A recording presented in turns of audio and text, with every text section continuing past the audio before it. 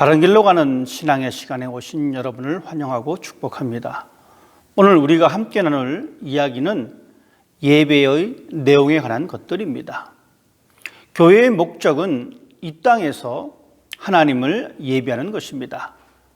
그래서 교회를 가리켜 예배 공동체다라는 표현을 하기도 합니다. 예배는 그리스도인들이 교회라고 하는 공동체에 모여서 정해진 시간과 공간에서 반복적이며 규칙적인 의식들을 진행합니다. 이런 의식들을 통하여 자신의 신앙을 표현하고 신앙의 가치를 더욱 견고하게 만듭니다. 예배를 드리는 사람들은 반복적인 의식들을 통하여 자신의 신앙을 표현하고 머리로만이 아니라 몸으로 신앙의 내용을 표현하고 성경 말씀을 통하여 주어진 말씀을 접하고 신앙 고백을 통하여 자신의 신앙을 표현하고 신앙인으로서의 정체성을 확인하고 세상 가운데에 파송되는 것입니다. 모든 교회가 하나의 신앙 고백을 하지만 각각의 교회는 다양한 방식과 순서를 통하여 예배의 모습을 드러내고 있습니다. 우리가 드리는 예배에 나타난 순서들의 의미를 한번 살펴보겠습니다.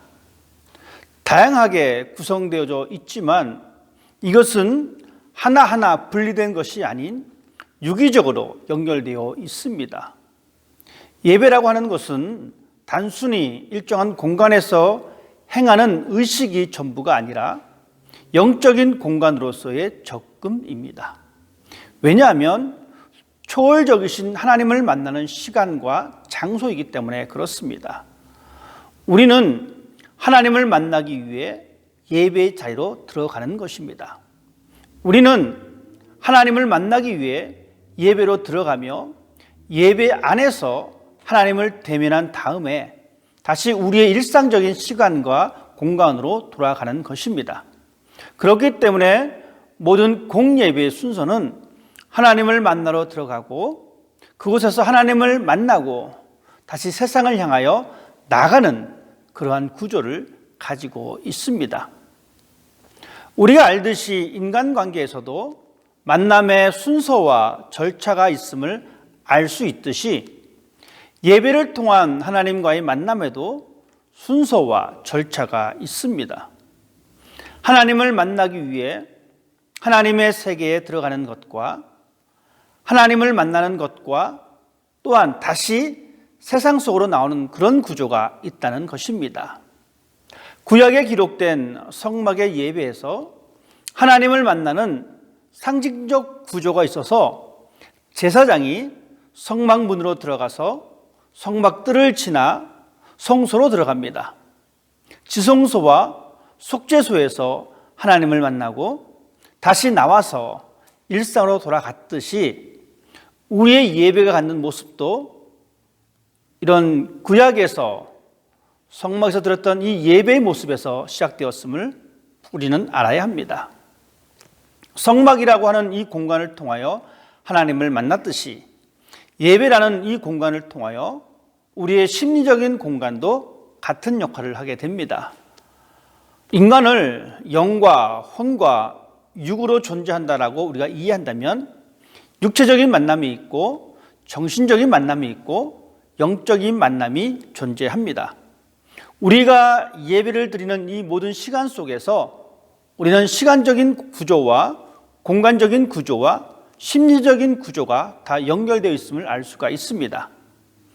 예배가 하나님을 만나는 것이 목적이라면 가장 깊은 내면에서, 즉 지성소에서 우리의 가장 깊은 내면인 영혼이 하나님과의 만남의 장소입니다. 이 모든 순서들이 하나님을 만나는 상징적인 순서들을 가지고 있습니다. 현대교회는 교회의 선호도에 따라서 다양한 순서와 방법으로 예배를 드리고 있습니다. 그러나 중요한 예배 정신은 변하지 않습니다. 예배의 기본 골격은 여러 순서들이 모여서 하나의 예배를 구성하기 위해서 중요한 의미를 가지고 있습니다. 예배는 하나님의 부르심에 응답한 인간이 하나님을 만나는 여정이며 이 과정 하나하나가 모두 의미 있고 소중한 것입니다. 다시 말씀드리지만 예배는 하나님을 만나러 들어가는 행위에서 시작하여 그분을 만나서 말씀을 듣고 다시 세상으로 되돌아오는 행위로 마치게 되어집니다. 이런 구조 속에서 기독교적인 용어를 사용한다면 구체적으로 이렇습니다. 개회의 예전, 말씀의 예전, 성찬의 예전, 파송의 예전으로 구분 지을 수가 있습니다. 개회 예전으로는 예배의 부름과 기원과 개회 찬송이 있습니다. 예배의 시작은 여러 가지 방법을 통하여 시작할 수 있습니다. 종소리와 함께 시작할 수 있으며 찬양을 통하여 시작하기도 합니다. 우리가 드리는 이 개회 찬양을 통하여 세상 가운데에 다양한 모든 환경을 내려놓고 한 마음으로 찬송을 부름으로 예배에 모인 모두가 한 공동체임을 고백하며 예배의 참관자가 아니라 예배에 함께 동참하는 자리임을 기억하는 시간입니다. 예배에는 하나님의 부르심이 먼저입니다. 하나님이 우리를 초대하셨기에 우리는 예배할 수가 있습니다. 죄의 고백과 사죄의 확신이 있습니다. 초대받은 예배자들은 자신을 뒤돌아보아야 합니다. 왜냐하면 합당한 예배자로서 자신을 성찰하며 자신의 죄를 고백합니다. 그리고 하나님의 용서에 대한 확신을 가지고 있어야 합니다. 목회 기도가 있습니다. 기도 속에는 하나님을 경배하고 찬양하는 것이며 인간의 죄를 인정하고 하나님께 고백하는 것이며 인간에게 필요한 것을 하나님께 구하는 것입니다. 인간의 기도에 응답하시는 하나님께 감사를 드리는 것입니다. 이것이 기도의 내용입니다. 그리고 공예배하는 대표 기도 속에는 첫 번째는 공동체의 염원이 있습니다. 이 공동체는 우리 교회만이 아니라 전 세계적인 교회의 염원이기도 합니다. 둘째는 오늘의 예배와 관련된 주제입니다. 그날의 특별한 간구를 하나님께 아뢰는 것입니다. 예를 들면 교회의 절기나 특별한 행사나 예배의 주제가 담겨 있습니다. 그리고 기도가 마치면 회중들은 아멘으로 화답합니다. 아멘은 그렇게 되기를 바란다라는 뜻을 가지고 있기에 기도의 내용에 대한 회중의 확인과 동의로서 그것이 대표자의 기도가 아니라 나 자신의 기도임을 알리는 행위입니다. 어떤 사람들은 즉석에서 기도하는 기도가 형식을 사용하는 기도보다 더 성령의 감동에 의한 것이라고 말하지만 그것은 합당한 태도가 아닙니다. 제한된 형식이라고 성령의 역사가 제한되는 것은 아닙니다. 기도에도 형식이 필요하며 말씀 선포가 철저하게 준비되듯이 기도도 그렇게 준비되는 것이 마땅하며 준비된 기도는 신앙의 성실함을 보여줄 수 있고 일괄된 내용과 절제된 모습으로 기도할 수 있게 합니다. 그래서 예수님도 우리들에게 주기도문을 가르쳐 주셨습니다. 말씀의 예전이 있습니다. 예배에 있어서 말씀이 갖는 기능은 매우 중요합니다. 예수 그리스도의 구원 사역과 부활이 증언되기 때문입니다. 성경 봉독과 설교를 통하여 현 시대를 향한 하나님의 말씀의 진정한 의미를 전달받는 시간입니다. 하나님께서는 자신의 대리자를 세워서 말씀을 선포케 하심으로 인간들을 향한 하나님 자신의 메시지를 전달하십니다. 물론 설교는 인간의 목소리로 전달됩니다. 하나님의 말씀은 한계를 가진 인간의 언어를 매개로 전달되지만 하나님께서는 그런 한계를 뚫고 우리들에게 말을 걸어 오신다는 것입니다. 말씀은 중요한 것이며 이것은 언어로서 전달되기도 하지만 성찬을 통해서도 하나님의 말씀은 전달됩니다. 그래서 성찬을 보이는 하나님의 말씀이다라고 우리가 이야기를 합니다. 초대교회에서는 말씀의 예전이 끝난 후 성찬의 예전이 이어졌으며 현대에 이르러서는 성찬의 횟수는 교회의 형편에 따라서 매주 시행되기도 하고 한 달에 한 번씩 시행되기도 하고 절기마다 시행되기도 합니다. 또한 신앙 고백이 있습니다. 신앙 고백은 5세기 이후에 정착된 것이며 하나의 신앙 고백을 통하여 교회의 하나됨을 상징합니다. 신앙 고백은 하나님을 향한 우리의 신앙의 종합적인 응답이며 이 고백을 통하여 과거의 구원 역사가 오늘의 구원 역사가 됨을 고백하는 것입니다. 단순히 과거의 신앙을 암송하는 것이 아니라 오늘의 신앙을 능동적으로 고백하며 응답하는 것이 바로 신앙 고백입니다.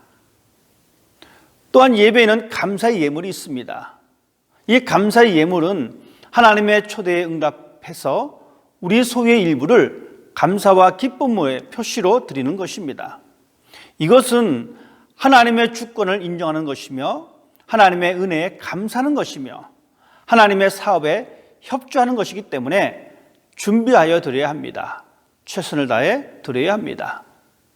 봉헌에는 하나님의 은혜에 대한 실제적인 믿음, 감사, 헌신의 예배적 정신이 깃들어 있습니다.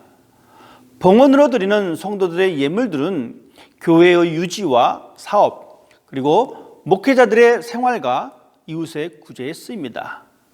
이 모든 것은 그리스도의 몸된 교회를 통해 인류를 구속하시려는 하나님 나라의 사업에 직접적으로, 간접적으로 협조하는 그런 의미가 담겨져 있습니다. 마지막 파송의 예전입니다. 세상으로 보냄을 준비하는 예전입니다. 세상을 향하여 나아가는 성도들에게 주어지는 강복 선언입니다. 축도라고도 이야기합니다. 일반적으로 축도의 내용은 두 가지 성경 본문에서 유래합니다. 하나는 민수기 6장의 내용이며 여호와는 내게 복을 주시고 너를 지키시기를 원하며 여호와는 그의 얼굴을 내게 비추사 은혜 베푸시기를 원하며 여호와는 그 얼굴을 내게로 향하여 두사 평강 주시기를 원하노라 하는 것이고, 또 다른 하나는 고린도후서 13장의 내용입니다. 주 예수 그리스도의 은혜와 하나님의 사랑과 성령의 교통하심이 너희 무리와 함께 있을지어다 라는 것입니다. 대체로 많은 교회들은 고린도후서에 기록된 본문을 통하여 축도를 하고 있습니다만, 축도의 의미는 회중이 세상에 흩어져서 각자의 사명을 다하는 데 필요한 하나님의 힘과 은총을 전달한다는 그런 의미가 담겨져 있습니다. 예배의 내용에 담긴 의미를 잘 기억하시면서 우리가 드리는 예배가 더욱 가치 있으며 의미 있는 예배가 되기 위해 모든 순서에 깊은 열정을 갖고 예배를 드리는 삶이 되기를 바랍니다. 예배는 하나님을 대면하는 거룩한 공간이며 시간이며 관계입니다. 내면의 깊은 곳에서 하나님과 만나는 은총의 시간들이 매주일 드려지는 예배를 통하여 경험되어지는 그런 삶이 되시기를 주님의 이름으로 부탁을 드립니다. 감사합니다.